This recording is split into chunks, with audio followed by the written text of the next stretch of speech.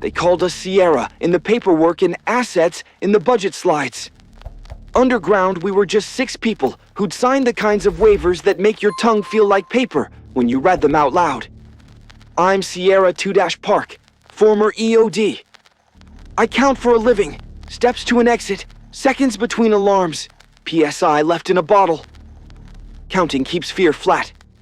Carson Mesa looked like every quiet government rectangle, cinder block offices above, a chain-link fence that sang when wind aligned with the mesh, 2 flags nodding like exhausted boxers. The real work lived 3 levels down, in corridors the same color as medical gloves. The base was tuned to a hum, vents, UPS units, coolant pumps, precision practicing calm. They called the program OBSIDIAN, 3 stacks bolted together and sold as a single miracle. Soma Kappa to strip the limiter off muscle, O-Steel X to lace fascia and bone with ceramic tethers so force could transmit clean. Sereb Delta to shove fear and pain behind glass without killing reflex. 5 of us got the standard. 1 of us, Sierra 6, Avery, got the experimental fork with an extra viral vector, NV47, and thicker ceramic across the fascia lattice. Marketing would have said, integration boost. The lead smiled with that launch day curve people rehearse in mirrors. We were numbers on clipboards and codes in logs. Still, people. Judd, Sierra 1, moved like he was trying not to crease air. May, Sierra 3, had surgeon hands and a voice that could make a room settle 50%. Harper, Sierra 4, was built like a battering ram, with a grin borrowed from a less complicated century. Ocampo, Sierra 5, joked in the spaces where fear nests. Avery smiled rarely, and never with his eyes. We slept in boxes with glass fronts and a sense of rented time. The air tasted like clean coins. Intake, vitals, viral loads, fiber density measurements. The morning routine was a conveyor belt of needles and numbers that let me forget I was a body with opinions. We ran blood gases and breath tests, then stepped onto treadmill belts while masks wrote our lungs as graphs. In the mirror, I'd gone ropey over 8 weeks, muscle the color of old rope under skin that bruised less and healed quicker. The tiny tremors that come before hard work had gone quiet. Sereb Delta kept the background noise a whisper. At 9:40, they fed us. Protein pancakes with a metallic sweetness from iron. Coffee like browning battery acid. At 10 o'clock, a tech with hair netted flat as a pressed leaf checked every sensor twice and told us how well we were doing in the voice people use on skittish dogs and dying relatives. At 10:12, I watched a pathologist in blue shoe covers text someone, his kid, maybe, about a joke in the break room. The text never pinged back. I didn't know that then. I only remember the clock face, the minute hand fat with confidence. At 10:17, the building hiccuped. Not a full loss, just that cheap kiss of light every UPS gives when it takes a punch and swallows it. The hum surged, dipped, found itself again. On Avery's monitor, the EEG went from comb to hacksaw in a breath. He didn't jerk. He rose. Not a flinch or a brace. He stood like a crane, lifting him on invisible slings, as if gravity had been a bureaucratic error corrected without apology. His right forearm rippled. Not muscle, beneath muscle. White glint moved under skin like a porcelain string, sliding through a sleeve.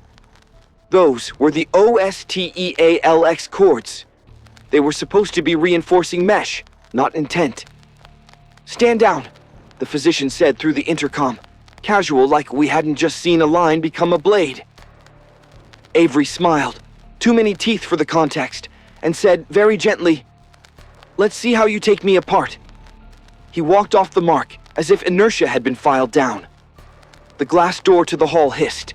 The camera feed from the server corridor stuttered, and then froze on a single image. Avery's palm, flat against the side panel of a rack. He didn't punch it. He leaned. The sheet metal began to hum. Humming turned to a wobble you could taste in fillings. Creases spidered out like dry earth. A second later, the panel folded inward like a chocolate coin wrapper, and the camera died mid-snow. Security moved too late, because procedure is a choreography taught by past disasters, not the one you're having.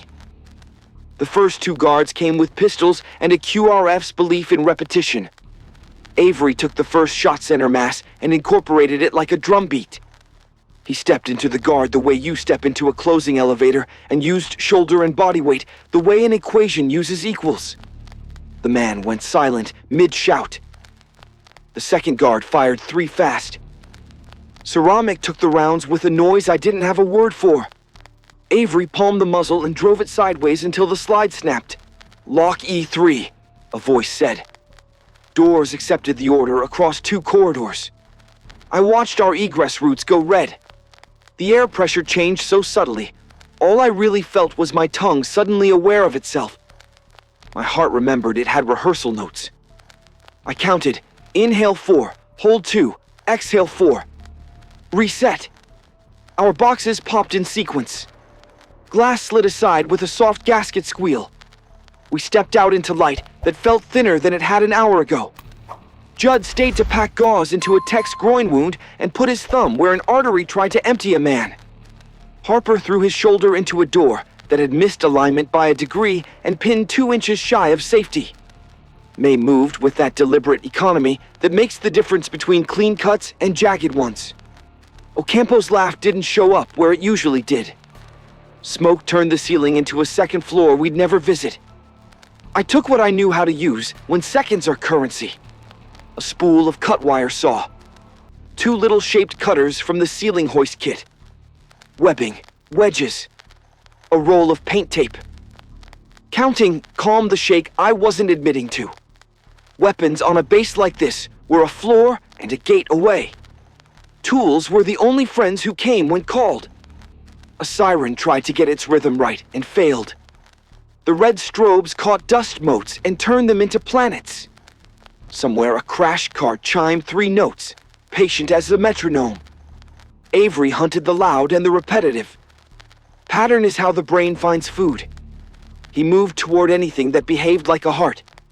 At the corner by Lab C, we found security's second attempt. A shield team and a shotgun. The shield made it through a doorway. The man behind it didn't. The shotgun lay with the barrel peeled like a flower. The smell was electrical and meat. Harper's grin lost its job and went home. Avery turned the next corner with a fluidity that ignored joints. At a walk, he had more acceleration than sprinting men. I'd watched try to erase the space between themselves and dead friends. He pressed his palm flat to a door seam and waited. The door vibrated. The hinge pins worked themselves half out in 3 breaths and shot across the hall in the 4th. He pushed. The door was suddenly a rug. We saw his face then. No monster mask, no cinema. He looked like a man who'd forgotten what noise belonged to which machine and now wanted to sort it all with his hands. Harper went loud because that's what his build demands.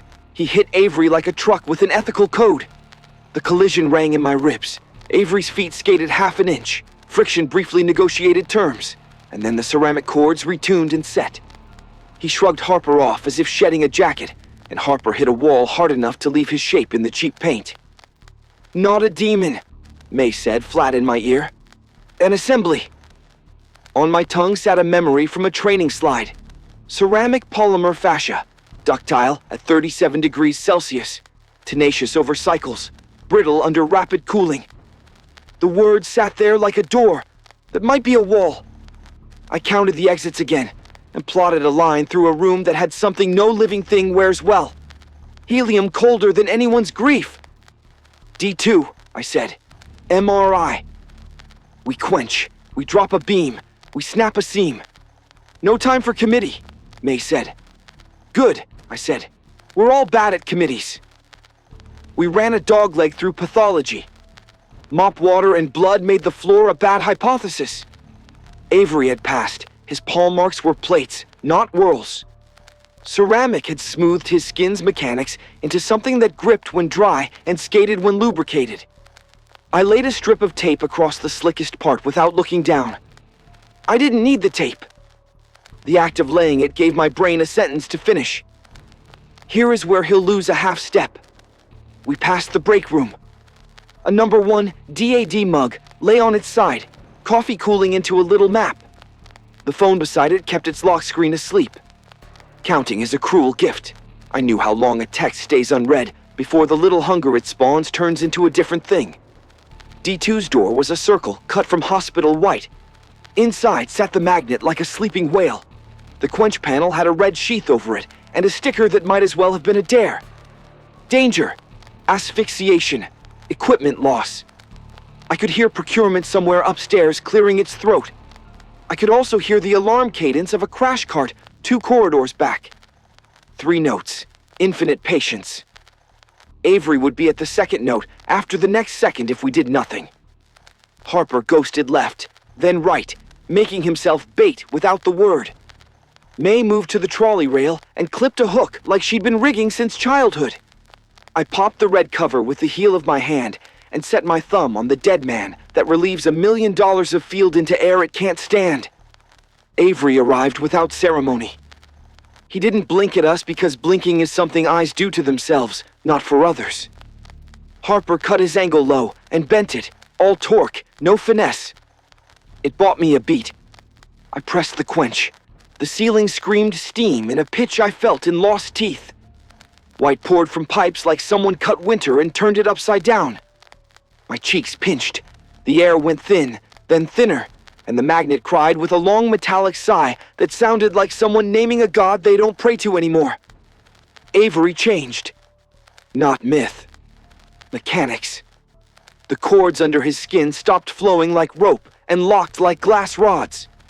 His motions came in clicks. Frame, frame, frame.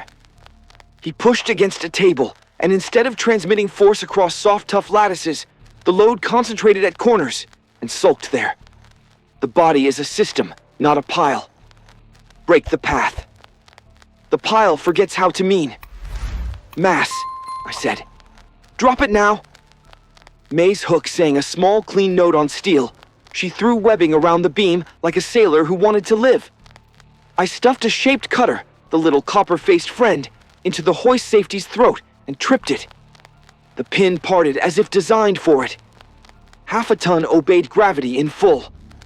The beam fell. It didn't splat him. We weren't cartoonists. It pinned him the way a railroad would pin a snake. Not cruelty, geometry. The table under the magnet cracked a sound like ice under skate blades. Avery bowed around the beam, and the porcelain inside him chimed in a run of high notes. Harper flew and went quiet. May climbed that beam and drove a forged hook into the seam of cords at his shoulder, shifting load paths enough to make a tremor in an earthquake. He laughed. Not taunt. Surprise. The first time the coin came up the other way. I had 1 cutter left and 10 fingers that could find seams blind. Along his thoracic line under the frost, ceramic had lifted a tiny ridge where 2 plates overlapped. You learn overlap when you've knelt over enough homemade armor and asked it to be honest. I pressed the cutter's mouth to the ridge and felt the chatter in my bones. Brittle, brittle, brittle. 0 motion, I said, and May answered by sinking steel another 1/4 inch, teeth clenched, breath white. Avery twisted fast, glass fast, and the beam groaned. Harper stirred and coughed something pink and kept still because his body decided he should. I thumbed the dead man and gave the room a small, mean gift. Click, crack, a countertop surrendering. The ridge parted. The loop the virus had closed opened again. His breath stuttered and had to count itself. When a system breaks, even monsters need math. Security came 3 breaths later, shields up, radios forcing our air to share their grief. I waved them down, pointed at the white rolling low near the floor, and showed my palm like a school crossing guard. The nearest nodded too hard and almost dropped his shield. People want orders when quiet has teeth. We dragged Harper to the threshold and made his chest move in a pattern that keeps men. May's hands shook when she realized they were shaking. I scraped frost from my eyelashes with the corner of a badge and watched Avery's chest rise and fall in mortal rhythm. The world had snapped him back into the arithmetic it keeps for the rest of us. Then the counting that matters began. 34. Some were names I'd only ever read on rosters. Some were faces lit by break room fluorescents, telling jokes no one gets to hear again. They will call it incident, neutralization, lessons learned. They will call Avery Sierra 6 unplanned NV47. Integration, fascial hypercompensation, neutralized by emergency quench and mechanical suppression. They will not write how the siren tone lodged in the space behind my teeth and set up house there. Counting got us to the door. Counting will get us through the next part. Cold, mass, seam. The plan we hadn't spoken yet was already awake in my hands. But part 1 ends where rooms still ring and air still smells like clean winter. We were alive and the magnet was dead and the building had learned a new hum. On the wall, a clock said 10:23. I believed it for once without checking my pulse. The MRI bay held its breath like the rest of us. Helium fog pooled at the floor, a thin winter rolling across tile. Avery was under the beam and breathing in mortal counts, not that single smooth phase that had made him faster than math.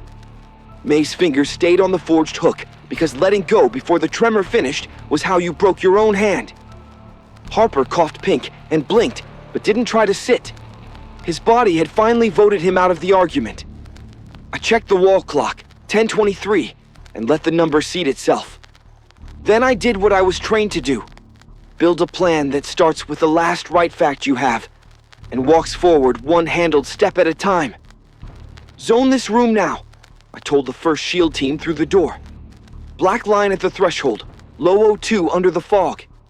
Radios to receive, only inside D2, no open mics. You keep the beam where it is. Anyone touches the hoist rail gets their hands taped to their belt. They heard the tone, if not the words. We slid yellow paint tape across the doorway at ankle height. Makes people look down and remember the invisible. And dragged an O2 meter off the crash cart. 19%, 18. I popped the quench vent hatch a hair more with a pry bar to get the helium stack drawing harder. The bay sighed like a held breath, finally let go. May, I said, keeping my voice inside my chest, not booming it into the room. We hold him cold and pinned, then we transfer. The morgue cooler's our box. Thick door, mechanical latch, no magnet to die twice. Harper can't carry steel, she said without looking. He won't.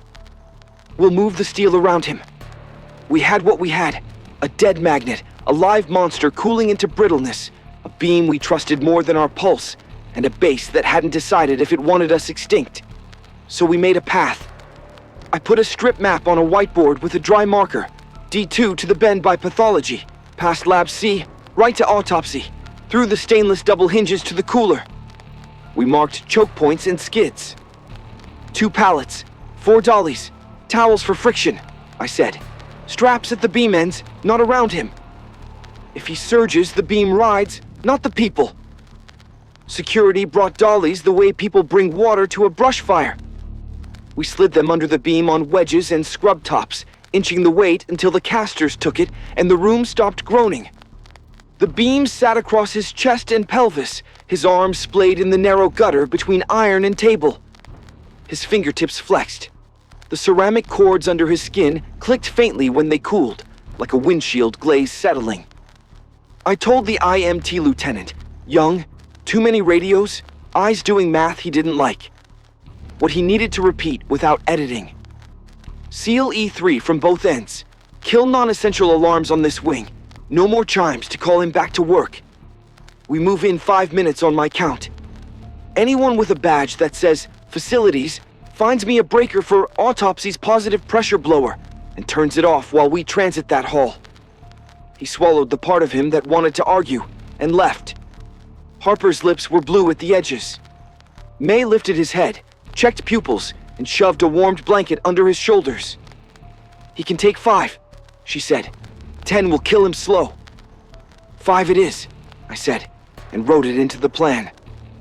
5 minutes of building a road under a train. We cut the beam ends free of the crashed table with a hacksaw meant for pipe and a lone sawzall we ran in 15-second pulses to keep from turning the room into bait. Each cut was a promise we had to keep immediately after. Don't wake what you're pinning. The steel freed. We cinched 2 cargo straps over the flanges, not over Avery, and clipped them to pallet hooks. The dollies bore the weight with an offended squeal I ignored on purpose, eyes on the O2 meter ramping back towards safe. "On my numbers," I told the 4 bodies who'd volunteered to push. 1.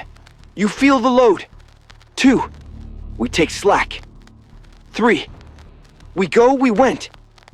The fog followed us as if the floor knew the plan too. In pathology, where the floor still wore a film of mop and blood, we hit the tape stripe I'd laid earlier and felt the casters skate a thumb's breadth. We corrected with towels under the lead pair and let the squeal of bearings be the only complaint. Avery opened his eyes when the wheels crossed the door seam and watched the ceiling pass. That was the moment I believed he was still in there as a person, eyes tracking, not just a bundle of solved problems. He didn't speak. He didn't have to. My thumbs went numb anyway. Lab C reeked of disinfectant and shorted plastic. We passed the break room. The number 1 DAD mug had been moved to a windowsill.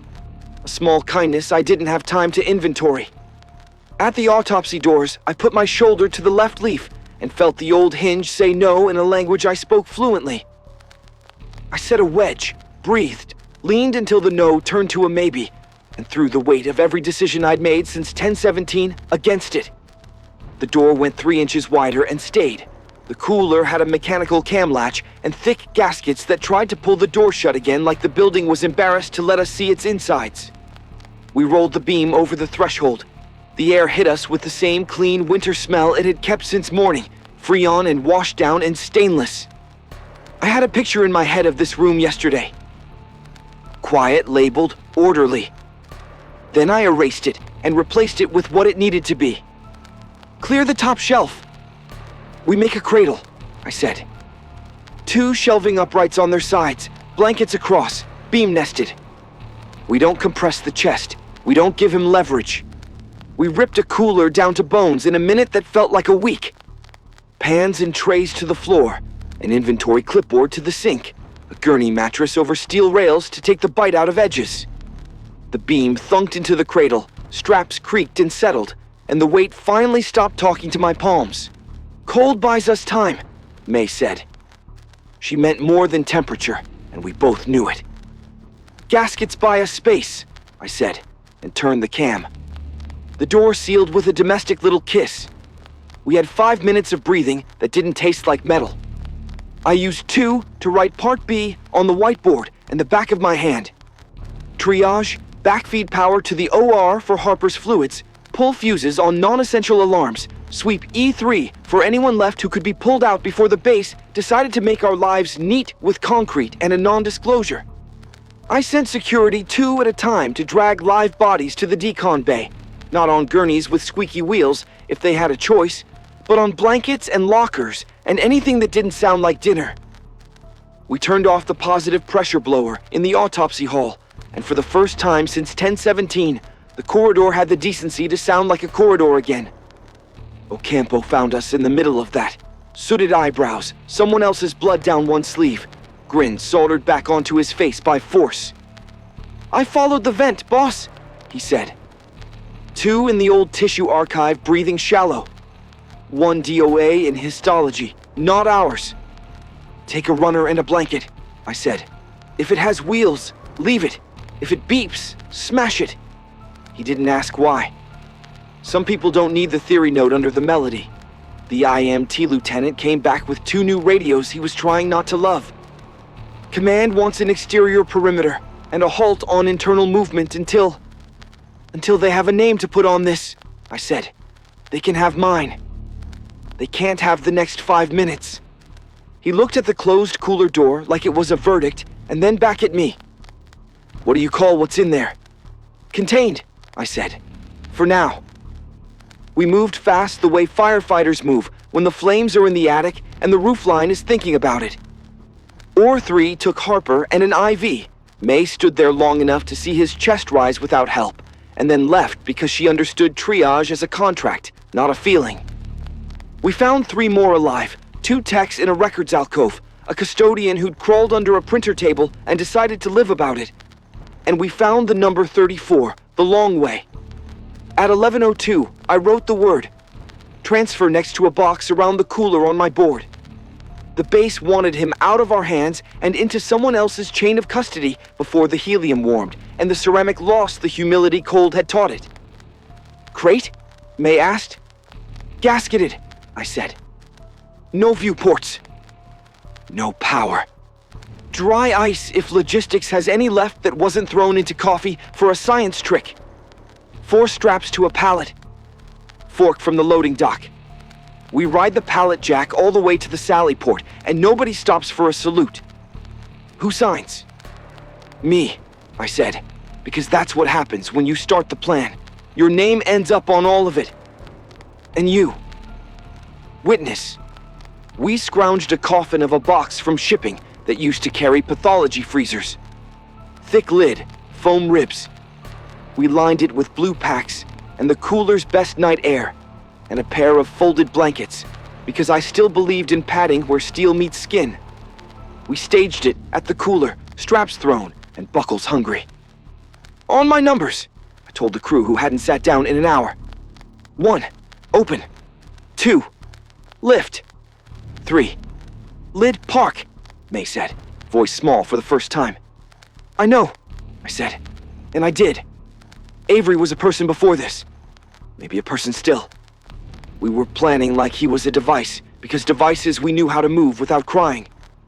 We opened. Cold slapped us. His eyes were closed now. The beam had made a home where it needed to live. We slid the straps under the flanges, not touching him, and the dolly wheels squealed their protest. The box ate him in a slow swallow. The lid kissed home like a secret. I signed the chain of custody form with a pen that had sweat on it and wrote legibly anyway. May printed her name in a rectangle that might as well have been a gravestone. The forklift coughed and decided to work and took our pallet like it had been built for this one job. The sally port yawned without an audience. Outside, the light had the white of a desert noon that can't imagine your problems. Command stopped us in the passage with a hand up and a mouth open, and then put both down when he saw my face. We loaded our prom into a truck that smelled like onions and bleach and budget. They closed the doors. A driver with a wedding ring and a cracked knuckle nodded once without asking where. We watched taillights for exactly the amount of time it takes to decide whether you're going to vomit or breathe. I breathed because I needed the next number. Back inside, I took a marker and turned the whiteboard into a wall of boxes and arrows. Sweep E3, done. Backfeed ore, done. Shut off non-essential alarms, as done as a base like this lets anything be. Account for personnel, not done, never really done. The spreadsheet would lie for comfort, and I wouldn't. Write the incident, later. Call families, not mine to do, and somehow exactly mine. At 11:23, I let myself sit on the floor, outside D2, with my back to warm cinder block and my boots on tile that had stopped pretending to be ice. May slid down beside me, tape wrinkling across her eyebrow. Harper slept 2 rooms away, the IV counting for us. Ocampo brought me a bottle of water that tasted like tin and compromise. You gave it a name, May said after a while. I gave it a sequence, I said. Cold, mass, seam. The only way I know to make monsters smaller is to turn them back into steps. And if he hadn't broken, then we'd have kept going down the list until something did, I said. Or we'd be numbers on someone else's board. She nodded and let her head hit the wall gently, as if even concrete had earned the right not to be startled. I closed my eyes and saw the quench fog again, the beam dropping, the neat little crack that meant the plan had been the right one for that 5-minute window. Plans don't save people, people carrying plans do. We had carried this one through the worst hallway I've ever pushed a dolly down. Outside, the bass changed its pitch. Somewhere a generator took a fuller load, and a fan died, and a replacement learned the song. I opened my eyes and added 3 more boxes to the board, because work is how you square grief with the clock. Then I stood up and started part 3 without naming it yet, because in the Mesa, you keep moving until someone takes the pen out of your hand. The truck took him, and the bass exhaled in a way that didn't help anyone breathe. The sally port door came down and found its latch. The light outside kept being indifferent. Inside, the hum changed key. I don't know if machines can be ashamed, but Carson Mesa sounded like a room that knows what it did, and will keep doing it anyway. We moved for hours after the paperwork said, "Incident ended." Movement was the only way to keep the numbers from stacking up in the center of my head. We fed power back to OR3. Harper's pulse stopped trying to leave his neck. May's hands wouldn't stop being hands, so she put them to work. Tapes, lines, a blanket folded twice because a single fold wasn't enough to say, "You're still here." Ocampo brought bodies out the way people carry furniture they mean to keep, talking under his breath to no one, to everyone. 34. I didn't write it anywhere you could see, but the number lived on the inside of my teeth like a taste. Some came on stretchers, some on doors pulled off hinges, one on a lab bench with the legs sawn short. Judd was among them. He had his thumb still bent as if holding a vein closed. We put him down, and someone, maybe me, straightened his hand. Command learned our names late. A colonel with a collar that made his neck look like it belonged to a different man asked for the asset who made the call. I thought he meant Avery, and for a second I pictured a white box with foam ribs on a highway that would never forgive me. Then I realized they meant me, and I hated the word worse. They put me in a room big enough for 2 chairs and a recording light and asked questions in a committee voice. Why MRI? Why quench? Why beam? Why charge? Why not wait for specialized response? I told them in the same flat grammar I use for render-safe procedures, because cold changes ceramic behavior, because mass obeys gravity, even when pride won't, because seams fail where systems meet, because waiting is a plan, and sometimes the worst one. The colonel's pen scratched like a rat in drywall. The recorder made a red eye in the corner. For the first time all day, I wanted to smash a small machine. Notifications pulled into the parking lot after midnight. Black sedans, uniforms that creased grief into protocol. I'm not the man you send to doors with folded flags. I sat in a stairwell and listened to boots go up and down, and counted them because I could not hear the sentences. Before dawn, I went back to the cooler. Not to open it. Logbook said, transferred, 11:14. Just to look at the space where the beam had rested and the shallow dents the straps left on steel. The room had the same winter smell it carried when we made it a lifeboat. I stood there a long time with my palm on the cam latch, not moving it, letting my skin gather the cold and carry it like a coin. Outside, the first shift arrived the way first shifts do. Coffee, jokes that wanted to be braver than they were, eyes trained to miss the yellow tape until they couldn't. A forklift beeped somewhere, and I flinched like a dog who learned too late that not all alarms are for the good. I found the fork operator and asked him to cut the beeper until noon. He did, then showed me the note his boss would need, so he didn't lose his job for obeying a man with no rank. I wrote it and signed it and added my cell, because that's the math I could control. At 9 o'clock, they assembled us in the briefing room with the flag and a television no one had turned on in years. Someone had rewrote the whiteboard. OPS/S, AFETY/PR. Under PR, a list, talking points. Gratitude, commitment to transparency. No one could find a marker that would write the words, "I'm sorry," on a sheet you can print and hand out. We stood there and practiced our faces for a world that would ask reasonable questions in unreasonable tones. May's eyebrow tape had a new wrinkle, a tiny white flag above one eye. Harper sat with a blanket over his shoulders and an IV pole like a terrible date. Program OBSIDIAN is paused, effective immediately, the colonel announced to the room, and to the record, and to his own conscience, I hope. Heads nodded in a way that means nothing is paused. It has just changed rooms. He said Avery's designation and our names like he was stacking bricks. When he said Judd, his jaw moved sideways because the mouth didn't want the word. After, the chaplain came in and offered a prayer that sounded more like an apology than most. People bowed heads, some because they meant it, some because posture is what you do when there's nothing to do. I kept my eyes open and stared at the glossy tabletop and saw a beam reflected there, falling forever. The decon bay turned into a laundromat for ghosts. We peeled off gear and washed until skin went pink and memory stayed the color it wanted. My hands wouldn't stop doing the thing where they mime motions they already finished. A hook into a seam, a strap over a flange, a pen pressing too hard on cheap paper. May caught me rehearsing nothing and put a cup into my hands. The coffee tasted like burnt pennies, and it was perfect because it was hot and honest about what it was. We wrote the incident. Not the story, the incident. A story has breath, an incident just has bullets. Time of alarm. Loss of camera. Lockdown. Quench beam. Charge. Neutralization. 34. 34. 34.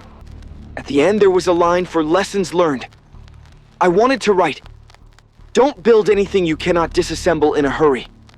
Don't confuse endurance with virtue. Don't teach a body to ignore pain and then be surprised when it ignores you." Ocampo found me by the vending machines and handed me a Snickers like the moral of a bad tale. "You was right about cold," he said, chewing like time owed him interest. "You was wrong about the number of dollies we needed." "We'll fix the SOP," I said. "Man," he said, and laughed without changing his face. "We'll fix the world." We cleared E31 last time, before the engineers came with clipboards and men in paper suits who would declare rooms clean because they didn't know how noise sticks to paint. I picked up a number 1 DAD mug and washed it because it was a thing I could save. The pathologist's phone lay in an evidence bag with a lock screen full of a kid's grin. We put both together in a box with his name, not his number. That's accounting too. In the afternoon, the wind finally remembered the fence and the chain link sang. I stood outside and let the mesh play the same 3 notes over and over until the repetition stopped feeling like a threat and started feeling like a place to stand. Dust lifted and dropped. The desert made its case for indifference. I made mine for staying. When command released us to the dorms, May walked with me down the hallway that still wore the wrong kind of shine. "You should go home," she said. "This is home until they change the locks," I said. "I'm serious, Park. So am I." She nodded like people nod when they know arguing is just a way to keep from saying thank you. At her door, she touched the tape on her eyebrow and gave me a look I didn't have a drawer for. "You're the one who keeps the count," she said. "Don't forget to count yourself." "I'll try," I said, which is what you say when you don't want to lie. Night found me where it finds everyone at a base like this. In a bed that makes your bones feel like tools left on a bench. I lay there and ran the sequence until it smoothed into a rope I could hold. Cold, mass, seam. Not a prayer. A handle. Outside, a generator coughed and caught, then settled into a new hum. I let it be a lullaby. I let the day's red light fade in the corner of the room, where I imagine recorders go to die. I closed my eyes and counted to 100 like I learned in a different life, with different blasts. I don't know where they took Avery. The chain of custody says, facility, with a number that doesn't call anywhere. Maybe we will be asked to help again, in a room painted a different white, with a magnet that hasn't learned shame yet. Maybe Obsidian will change names and fonts and survive us all. Maybe they'll pour concrete and tell the wind there's nothing under it worth singing. What I know is this. When the worst thing in the building made itself simple enough to break, it was because a handful of people carried a plan through a hallway that didn't want them. We did not win. Winning would have meant 34 fewer. We ended it before it ended everyone, and sometimes that is the only arithmetic available. I will be asked to write a full account when the forms stop breeding. They will want clean sentences and cleaner lessons. Here is what I'll write at the end, if they let me keep a last line. We built something faster than fear, and then taught fear how to catch it. We paid in names. If you need a number to sleep, take mine, because I don't anymore. Tomorrow I'll wake and count the steps to the door. I'll count the seconds between the generator's shifts. I'll count how many cups it takes to taste coffee instead of copper. And if the wind lines up right, I'll stand by the fence and listen until the 3 notes turn back into wire. Then I'll go back downstairs, where the paint remembers, and start the next list with 4 words that kept us. Cold, Mass, Seam, Live.